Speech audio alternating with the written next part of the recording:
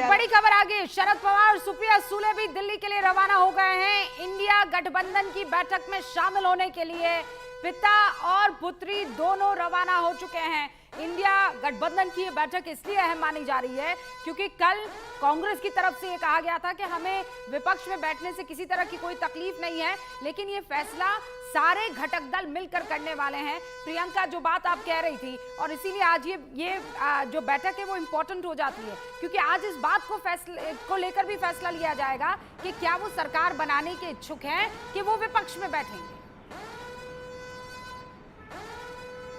जी बिल्कुल रुबिका, और यही घटनाक्रम कल जिस तरीके से देखा, जहां पर ये जानकारी आई थी कि चंद्रबाबू नायडू से भी बात करने की कोशिश की जा रही है, नीतीश से भी बात करने की कोशिश इंडिया अलायंस की तरफ से की जा रही है, तो जाहिर तौर पर सरकार बनाई जा सकती है कि नहीं, बनानी चाहिए कि नहीं, ये सब इस मीटिंग में डिसाइड होगा। और जहां हम लगातार घटक दलों की बात कर रहे थे, तृणमूल कांग्रेस की तरफ से अभिषेक बैनर्जी भी यहाँ पर पहुंचेंगे, तो वो भी दिल्ली एयरपोर्ट आएंगे थोड़ी देर बाद। लेकिन सबसे पहले, जैसे कि हम आपको जानकारी दे रहे हैं, यहाँ पर शरद पवार और सुप्रिया सुले पहुंचने वाले हैं क्योंकि मुंबई से उनके रवानगी की खबर आ रही है। ऐसे में तकरीबन 1.5-2 घंटे की डिफरेंस के बाद वो दिल्ली पहुंचेंगे अपनी अपनी मीटिंग्स के लिए। रुबिका, ओके, प्रियंका बनी रहिएगा। लेकिन चंद्रबाबू नायडू को लेकर सूत्र क्या कह रहे हैं, ये चंद्रबाबू नायडू के घर के बाहर ही हमारे सहयोगी मौजूद हैं, जरा उनका रुख करते हैं और ये जानने की कोशिश करते हैं। इसलिए पंकज महत्वपूर्ण हो जाता है कि आप कहते कुछ और हैं राजनीति में, लेकिन चल पीछे कुछ और रहा होता है। बिल्कुल, और अभी बड़ी देर है रूबिका, क्योंकि अभी 10 बजे प्रेस कॉन्फ्रेंस करेंगे तो खुलकर वो बात सामने आएगी कि आखिर उनके मन में क्या है। लेकिन अभी तक क्लैरिटी है कि बिल्कुल वो एनडीए में इंटैक्ट खड़े हैं, मोदी जी के साथ, एनडीए के साथ हैं। और लेकिन देखना होगा बाकायदा उन्होंने। जी बिल्कुल, बाकायदा उसके बारे में हर्षवर्धन जी जरा आपसे समझना चाहेंगे। देखिए, कहते हैं पंकज इसलिए क्योंकि वो अपनी बात नहीं कंप्लीट जी चारू प्रज्ञा 400 पार नहीं हो पाया, लेकिन इतिहास रचा है। यहाँ आप जीते हैं और मायूसी से चेहरा लटका हुआ है, और उधर वहाँ 334, 272 पार नहीं कर पाए हैं। और ये खबर जो आप देख रहे हैं, इसके बारे में जानकारी पंकज ने पहले ही आपको इनफैक्ट 3 मिनट पहले दे दी थी। बहरहाल चारू जी, फिर से सभी को मेरा प्रणाम। लेकिन शुरुआत में मैं एक बात कहना चाहती हूँ, धन्यवाद है इस देश की जनता का जिन्होंने हमारे लोकतंत्र को फिर से जिताया है। ये लोकतंत्र की जीत है और जनता को राइट है, you can choose your leader and this election has proved only that.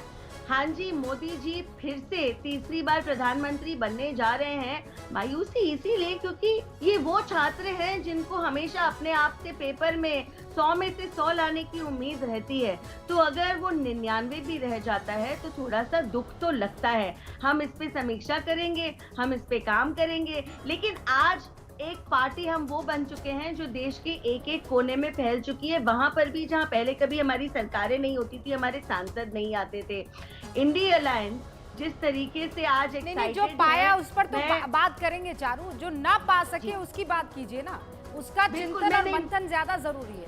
Uttar Pradesh जहां आप लोग बहुत कॉन्फिडेंट थे, वहां पर क्यों आप जो है वो पिछली बार का रिकॉर्ड तक नहीं छू पाए हैं, उसके आधे हो गए, क्या वजह रही? जी मैं यही कह रही हूँ, क्योंकि रूबिका हम कहते नहीं हैं, हम मानते हैं लोकतंत्र बहुत बड़ी चीज है और जनता की जो इच्छा है वो सर्वोपरि है, सराखों पर है। जनता जिसको चुने उसको हमारा नमन है, सबको मुबारकबाद।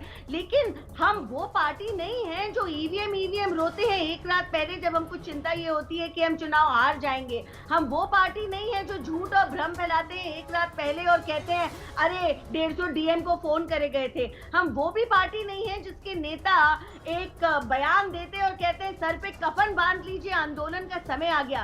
देखिए, ये गलत नैरेटिव है।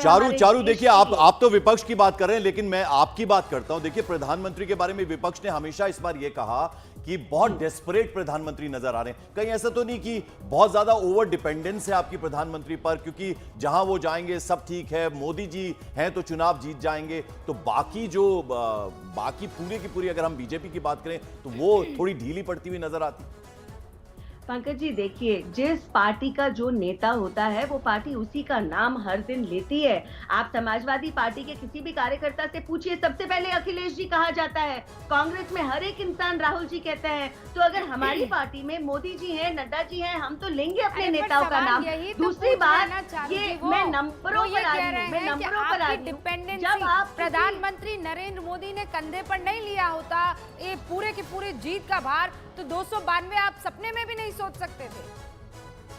नहीं, तो मैं इसी बात पर आ रही हूँ। देखिए, जिस सांसद को जनता को नकारना था, जनता ने नकारा है, वो चाहे कहीं का भी सांसद हो। लेकिन जिस नंबर को बार बार ऐसे, जिस जीत को ऐसे डिस्कस करा जा रहा है कि वो एक हार से बड़ी हो गई, वो जीत ऐतिहासिक है। और इस बीच एक बड़ी खबर आ रही है चारू प्रज्ञा, पंकज। बिल्कुल, खबर यह है कि राहुल गांधी ने अखिलेश यादव को बधाई दी है। उत्तर प्रदेश में जिस तरह से सबसे बड़ी पार्टी बन के उभरी है उसके लिए बधाई दी है। और अब जैसा हम आपको बता रहे हैं, लगातार बता रहे हैं कि अब नेताओं के पहुंचने का सिलसिला, एक तरफ एनडीए की बैठक होनी है, दूसरी तरफ इंडिया गठबंधन की भी आज बैठकों का सिलसिला होगा। संविधान को बचाने की थी, कॉन्स्टिट्यूशन को बचाने की थी। और मैं आपको सच बताऊं तो मेरे माइंड में था पहले से, जब इन्होंने हमारा बैंक अकाउंट कैंसिल किया, जब चीफ मिनिस्टर्स को जेल में डाला, पार्टियां तोड़ी, मेरे माइंड में था कि हिंदुस्तान की जनता अपने संविधान के लिए एक साथ खड़ी होकर लड़ जाएगी। और यह सच साबित हुआ। मुझ में भरोसा था और मैं हिंदुस्तान की जनता से, इंडिया गठबंधन के पार्टनर्स से, कांग्रेस पार्टी के हमारे सब नेताओं और बब्बर शेर कार्यकर्ताओं से दिल से धन्यवाद करना चाहता हूं। आपने संविधान को बचाने का पहला और सबसे बड़ा कदम ले लिया है।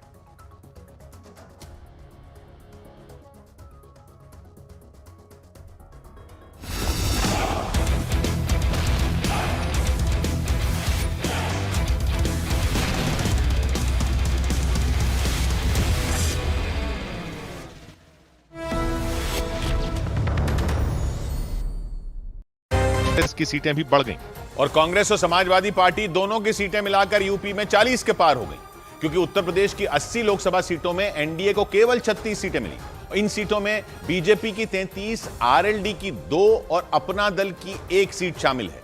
ये आंकड़े अभी फाइनल नहीं है, इनमें थोड़ा बदलाव हो सकता है। 2019 के लोकसभा चुनाव में बीजेपी अकेले अपने दम पर यूपी की 80 सीटों में 62 सीटें जीत गई थी। लेकिन इस बार तो यूपी में खेला हो गया। अखिलेश यादव बड़े गेम चेंजर बन गए और यूपी में 2 लड़कों की जोड़ी यानी राहुल और अखिलेश की जोड़ी ने कमाल कर दिया और 2019 के नतीजों को पलटते हुए उत्तर प्रदेश में जबरदस्त प्रदर्शन किया। जबकि इससे पहले अखिलेश ने जिस तरह से यूपी में टिकट बांटे थे और पल पल अपने उम्मीदवार बदले थे, उस पर सवाल खड़े हुए थे। खुद अपनी लोकसभा सीट यानी कन्नौज में उन्होंने आखिरी वक्त पर चुनाव लड़ने का फैसला किया था और कहा गया था कि अखिलेश का इस तरह से बार बार उम्मीदवार बदलना उन्हें नुकसान पहुंचा सकता है। लेकिन नतीजे आने पर अखिलेश के फैसले सही साबित हुए और समाजवादी पार्टी ने अकेले अपने दम पर यूपी की 80 में 30 से ज्यादा सीटें जीत लीं। समाजवादी